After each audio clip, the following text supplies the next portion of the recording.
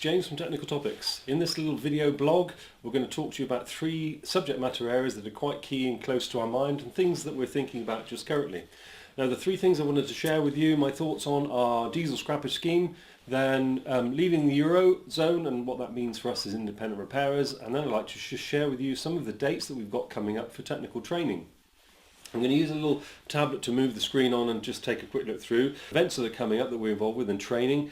And I just thought I'd share with you the list that we've got coming up. On the Saturday 6th of May, we're running one of our weekend courses here on Saturday, one-day course electrical fault finding. It's a fabulous course. If you're doing diagnostic and test and repair, but you're not maybe as efficient or effective as you should be, and that electrical repair thing doesn't work particularly well for you, this is a brilliant course. It will take you through a process and a procedure and build your understanding from the ground up on how to nail diagnostic jobs that have got an electrical element. We talk about the wiring diagram, access to manufacturer's information, using a wiring diagram to derive a technical process which is foolproof of starting where you start, what you measure, where you're looking for. We talk about meter skills, how you should interpret the data, where you should make a measurement. We'll talk about the 5 measurement rule. If you're doing a job and you make more than 5 measurements, you know you're doing something wrong. We'll show you on how to avoid wasting time running in circles, measuring things you maybe shouldn't be. It's a fantastic course if you want to move on from your scan tool.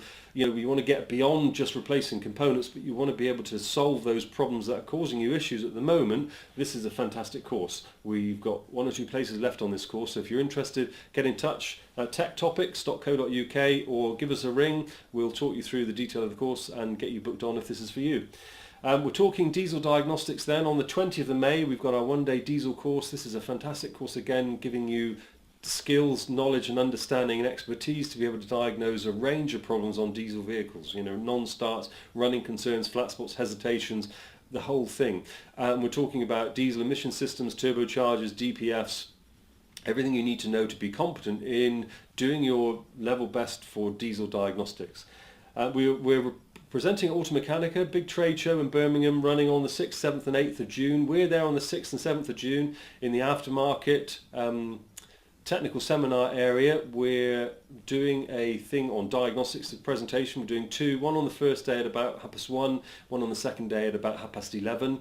There are a range of other speakers at that event. There are 2 seminar rooms, 3 seminar rooms I think, and lots of interesting information. So if you're looking at maybe keeping yourself up with technology, this is a great event to come along to. I think it's free to enter. You just need to get yourself to Birmingham on one of those days, and there's lots of interesting things. If you're coming, please pop along and say hello at our seminar.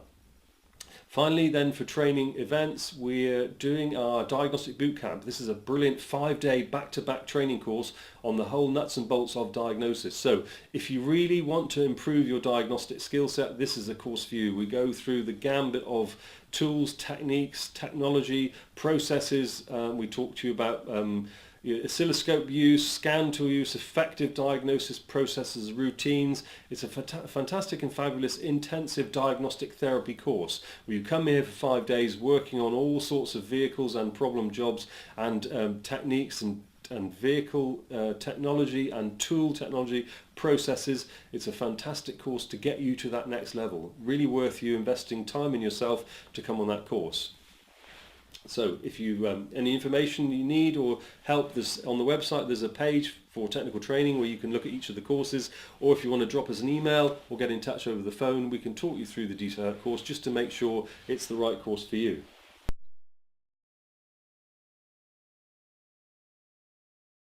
Brexit for garages, the implication of Brexit. You know, facts are we as a country voted to leave the European Union. We're now facing what's going to happen with Brexit and how that's going to unwind. There are many things that the government have to try and negotiate.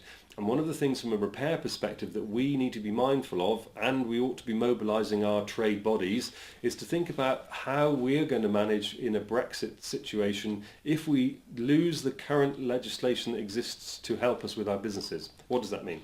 Okay, we have legislation that sits in place in the minute, the SERMI, repair maintenance information. There's legislation that says the garage in the UK, being part of the EU, has to have unfettered access to things like technical data. So we can go to a manufacturer's portal, I can pay my £10, I can log on for free, and I can get all of the technical information the manufacturer provides. Wiring diagrams, repair manuals, service procedures and that type of thing. If we go out of the EU and we don't maintain some rights to access, this is going to have a big impact on our business. Also tools. We can now, essentially through this information, or this legislation I should say, we can gain access to manufacturers' tooling. We can buy a dealer tool, we can have access to software and other things quite reasonably to enable us to repair the vehicles. Again, if through Brexit we don't have rights to access, it's going to cause us big implications.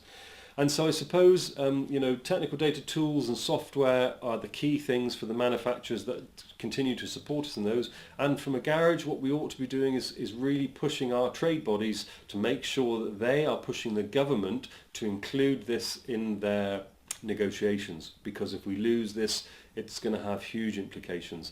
If you want to see the implications or understand this, take a look at a market such as Australia. They don't have rights in their market to motor vehicle manufacture. There is no legislation currently existing, and they have got a devil's job to find technical data and access to factory tools and software that's required to fix the modern car. And we want to avoid that in all cases, because life is going to be very difficult for a garage if we don't maintain this. So your job as homework, if you're interested, is to get onto your trade body and see what they're doing in terms of making the government focus on this very important industry issue.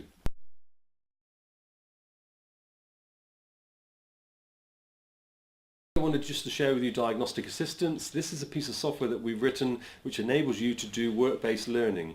It runs on your PC and it runs a little software key. You can install this on multiple PCs multiple times, and you basically move the little key from PC to PC, but it gives you a brilliant real-world on-the-job learning phase. Every single component, almost all components on the vehicle are covered here with a little test routine and how they work, about how you're connecting. There's links to fault codes, wiring diagrams, waveforms, the whole 9 yards. It's very, very, very good if you want to proceed your learning, self-paced style at work. You can use it whilst you're on the job. You can tag between your data source, your scan tool and the information in Diagnostic Assistance, and it will really help you improve and maybe help you close some of the gaps existing in your current knowledge. If you're interested in this, you can get it from our website, and we'd appreciate your support on that.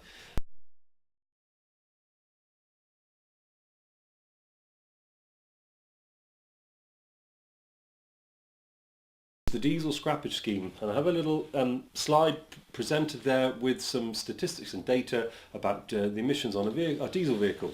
Now, ironically, this data was presented by Volkswagen. Not ironically, I suppose it was just presented by Volkswagen, nothing ironic about it really. And they take the combustion process of a diesel engine, taking in hydrocarbons and sulfur, and then sucking in oxygen, nitrogen and water through the air that we breathe, taking that into an engine, burning it, and then from the back of that then you get a proportion of gases that are produced. Now, the gases that are produced by the diesel engine are in two distinct camps. One, gases that are okay and pretty harmless, and then the other camp is gases that are pretty bleak. And they're symbolised by this pie chart, and you can see in the centre of that pie chart a small red wedge, and that red wedge gives me an indication of some of the gases that aren't particularly good. Now, the data provided by Volkswagen says that 99.7% of the stuff that comes out of the back of the diesel engine is okay, and what we're focused on is 0.3% in this red wedge. But what's in the red wedge? Okay, I'll just flick on one screen. What we've got in the good proportions are nitrogen, carbon dioxide, H2O, water and oxygen. And in the small red wedge, the gases that we're not so happy about are sulfur dioxide, particulate matter, hydrocarbons, oxides of nitrogen and carbon monoxide. Now, carbon monoxide and hydrocarbons and a little bit of sulfur dioxide can be also produced by a petrol.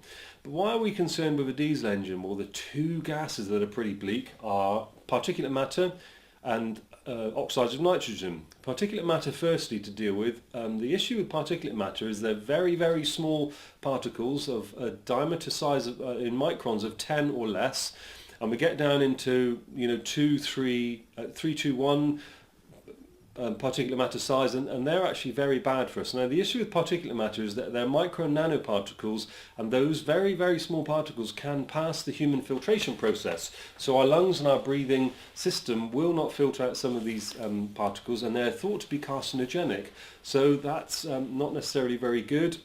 can lead to proportion of cause of cancer, and these particles aren't filtered by our lungs, and they can essentially enter our bloodstream directly, which is very bad. So particulate matter is bleak. And particulate matter is one of the things that we're trying to deal with things like the DPF, the diesel particulate filter. Oxides of nitrogens are bad for us as well, causing respiratory problems and also affecting the production of acid rain, I suppose, acidic byproducts, which can affect the environment on a wider scale. And these two gases are produced in a diesel engine in proportions that are not insignificant. I suppose part of the issue is also that when we had diesel engines producing these gases in the past, there wasn't such a high proportion. Now we sit at a rate of sort of 50-50, every other car's a diesel engine, and with those number of vehicles on the road producing these gases, they are causing problems. These gases and the production of these gases is monitored by environmental companies inside cities, and they're looking at the production, and it's causing a problem. So we need to reduce it. If we think about the problem though on a global or a local basis, we look here on the screen at the a pie chart of production of vehicles sold last year on a global basis, and we see two elements to the pie chart. The big blue is petrol engines, and the small orange wedge is for diesel engines, and this is on a global basis. So we just said 50-50 cars are produced, and we're talking about most of our European markets. Every other car is a diesel. On a global basis, if we take a big country like America, for instance, they don't have a very large proportion of diesel engines at all. In fact, they're running so slow, single-digit figures for diesel engine sales, so they don't have it. It's really a European problem that's affecting us. And so particulate matter emissions and oxides of nitrogen emissions is a local problem to the Eurozone. If we think about why this has become a problem, and this is really a good case in point of the government really acting on information that maybe wasn't full information. The chart I'm showing up on the screen now is very interesting. It shows proportion of vehicle registration here on this left-hand scale. Along the bottom it shows the year. And what we can see is a trending line going from the left to the right-hand side, which is increasing. A watershed moment is the orange dotted or red dotted line in the centre, which is when the government changed taxation from vehicle size to CO2 output. And at this stage, the government in their wisdom encouraged us to move from petrol engines to diesel engines. Why is this? Well, up to this point, we're running at maybe 10, 15, 20% fluctuating of diesel engine power. Most of the cars were petrol engine. At this moment, we went from engine size tax to CO2 tax. The government had information from environmental organisations that suggested driving a diesel was better for the environment than driving a petrol, and predominantly the gas we were focused on is CO2, which is why this is all geared around CO2 production. So with CO2 production being lower on a diesel engine, the thought process was that it would cause less issue for our ozone layer. So we'd have a diesel engine car producing less CO2, the planet would be a better place. Governments introduced taxation breaks on fuel and also the excise duty, which meant those cars, a diesel car was now less expensive to run than the petrol car, and essentially the governments moved the market from predominantly petrol to predominantly diesel. And we can see that peaked out at 51%, and so really shifted the market from 15 to 20% through to 50% through taxations. We've also got an issue with current levels of diesel vehicles with our MOT test. So this is a Ministry of Transport or a government test to prove the roadworthiness of a vehicle. One of the issues that we have with this test is some of the diesel vehicles that are on the road producing particulate matters have had elements of that particulate matter production mitigation. There's a filter on the car which stops those entering the environment. And in fact, they've been taken off in some instances because they fail to work, and replacing them properly is very expensive. And so some repairers and or customers have removed their diesel particulate filter, and those cars are now producing more particles. The government really haven't stepped up to the plate to sort that out, and they've sort of been, I suppose, complicit in a way of enabling those cars to run as gross polluters. So this is the situation we find ourselves in. So the diesel scrappage scheme is coming into effect. One of the ironies of the diesel change from petrol to diesel was we looked at the CO2. The government's information said CO2 was a bad gas. Let's try and change that. And so the CO2 was thought to be less than in a diesel than it was in a petrol. And partly this is the way that the vehicles were being measured from the factory, and the statistics and data that the vehicle manufacturers were providing the government. The method of testing for a diesel vehicle or any road vehicle at that stage was on a rolling test cell, not a real-world driving basis. Now, in the later stages since Dieselgate and the Volkswagen emissions scandal, vehicles have been analysed in a real-world driving mode. So this is taking the car as you and I would drive it, applying some vehicle data measurement points, so an onboard gas analyzer and onboard emissions test, driving that vehicle as we would, and then monitoring the output. And this chart's very interesting as it shows a list of manufacturers on this side and it shows a proportion along the top. And this is the proportion by which the gap exists between what was being reported declared here at 0 and the increase in production of CO2. And we can see some vehicles over here are running 55% more CO2 emissions than there was declared at the point of manufacture.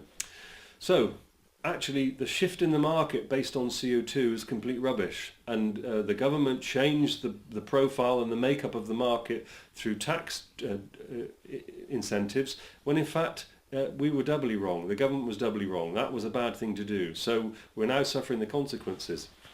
Not only the CO2, but real-world driving emissions, if we look at the amount of fuel these cars are using, is also increased. Here is the fudge factor against the fuel use, and here are a number of manufacturers that have been analysed and tested, and essentially there's a divergence of up to 40%, or nearly 40% in some cases, where they're using 40% more fuel than was declared, which again isn't going to be good for the environment. These statistics are based on the fact that the testing regime was wrong. Roller cell testing, not real world testing. Real world testing shows up the fallacy that existed. So this has led us to a point where we need a diesel scrappage scheme. We've got bad gases coming out of the back of the car, CO2, we've got particulate matter, and we've got oxides of nitrogen. We need to stop that. It's causing huge problems, and essentially we're not quite sure the long-term implication, because we're the first generation that subjected ourselves to this volume of particulate matter. We don't know what's going to happen, but we know it's not going to be good. Second thing then was the CO2. Okay, is that the diesel cars are producing more CO2, so that's not stopping the problem that we initially thought with the hole in the ozone layer. And the diesel scrappage scheme probably is a solution to get older cars off the road. Now, with the geopolitical situation and the local political situation, we've got Brexit coming up, which is causing some issues in terms of administration and process. We've also got a general election that was called last week, which again is going to throw spanners in the works in terms of legislation, but it's been mooted that we will see a diesel scrappage scheme. The wisdom seems to be that the diesel scrappage scheme will affect cars in a phased process. And predominantly the phasing will probably hinge around the current EU level that those cars run at. So very old cars are running EU1 through to the later cars running EU6. And what's likely to happen is the older cars EU1, EU2, EU3, EU4 up to EU6 will be scrapped in a phased process. So the worst ones got rid of first. And it's likely to focus on city vehicles. So major conurbations may be phased first, so we'll get a phasing of the type of vehicles, and then we'll get a phasing on their location. Potentially, it may not be. We may just have a phased on vehicles, but there definitely is a focus on city. We may start to see, before we get the scrappage scheme, we may see diesel vehicles phased out of city usage. So even if we don't get scrappage scheme, we will see restriction on use. The city focus is also very interesting when we think about types of vehicles, because we think that the scrappage scheme will affect only light vehicles, so cars and light commercials. Heavy commercials, bus and truck, are unlikely to be affected because there isn't really an alternative solution for those vehicles. We will probably see increased legislation and increased implementation of counter-emission measures, DPFs, AdBlues, NOx storage catalysts and this type of thing, but it's unlikely we'll see truck and heavy machinery moved away from diesel power source because of the lack of credible alternative. We're likely to see an increase in hybrids and electric vehicles, and those probably are going to be that are going to be scrapped from their old diesel will be encouraged into clean technology. Clean technology is very interesting. We're seeing lots of phrases used such as zero emissions. Of course, we must be mindful that zero emissions means only at the point of use, because the energy has to come from somewhere. So a zero emissions vehicle driving in a city has had to have the energy produced somewhere. And as yet we don't have the renewable zero impact energy generation sources that we need to make that truly zero emissions. So we must be mindful. This isn't a utopia. There are implications with the environment for using these cars, but also implications to the environment of using these cars for recycling. When we're breaking those cars down, when we're making those cars up, where do we get the raw materials? Where does the contents of the battery come from, and what implication have we got, on the planet of those? So there are several things that we have to be thinking about and mindful of when we're thinking about this shift. We don't want to go from a petrol to diesel, which wasn't the right thing, and then from diesel to hybrid, which may not be the right thing. But that's probably out of our hands, but we have to be mindful to understand implications thereof. Okay, so that's diesel scrappage. It's probably going to happen. Gives us a thought in our businesses, particularly, of how we're going to gear up for the move towards hybrid and or electric vehicles and or petrol engines, smaller petrol engines. Are we skilled up? Do we have the right equipment? Do we have the right training? Are we in our processes ready to do that? And we'll probably see diesel scrappage maybe take 5 years to come, and we'll start to see a shift from diesel in light vehicles to petrol and or hybrid. So I suppose we ought to be thinking in our businesses about the way forward. How do we skill up? How do we train? How do we resource for that? So that's it for me. Very quick, short video about things that are on my mind. Hopefully, if you like this and we get some good feedback, we'll pull some more together, and therefore we might see you on the next one. Thank you.